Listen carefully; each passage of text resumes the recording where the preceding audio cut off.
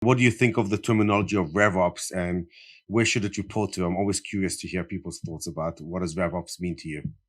Sure. So I have a little bit of a contrarian view on RevOps. Love it. Let's bring it. All right. Fun Yeah. time. So I think, so at MongoDB, we have the quote unquote siloed approach, right? We have a marketing ops and a customer success ops and a sales ops team. Mm-hmm. And, I think there's pros and cons to RevOps. So I think RevOps works well when if you're earlier stage and you don't already have established teams for one. I think it can certainly help cut through some of the debates. I mean, I know, for example, I've been in many conversations with my counterparts in finance or marketing ops or customer success ops, and we're looking at one metric in slightly different ways.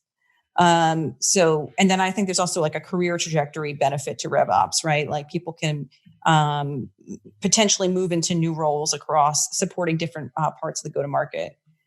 My contrarian point of view is that I don't know about you, but I've never liked working with large centralized functions because they tend to be slower moving and less aligned to the business units that they support. So one of the things I like about running sales operations is actually that I'm in sales and I report to the CRO and I have really deep relationships with the sales leadership and I understand their pains and the things that they need to do. And I can move more quickly to address those than I potentially could if I were part of if we had a centralized function. So I'm not saying RevOps is bad. I just think there's something to be said for the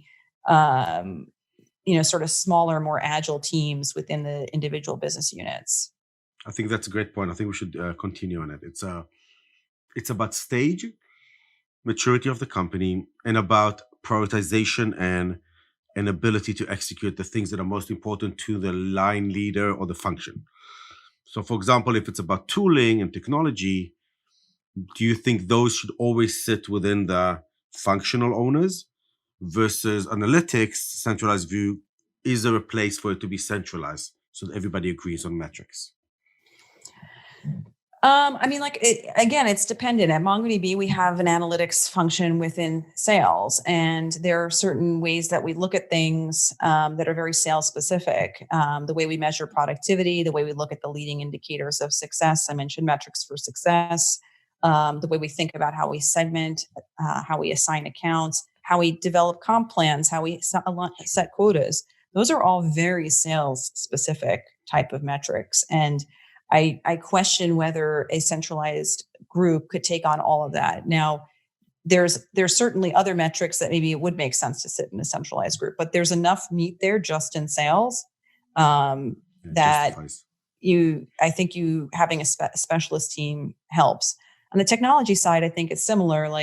We have a joint ownership of Salesforce with our IT team, and that team is responsible for all the parts of Salesforce that connect with the finance systems and the HR systems. So whether it's Exactly or NetSuite or those other tools, we're responsible for all the things that are facing sales. So whether it's, Clary or Chorus or Inside View or any of those other data enrichment tools. So, and I think there is a benefit to having those functional experts managing the tools and the analytics.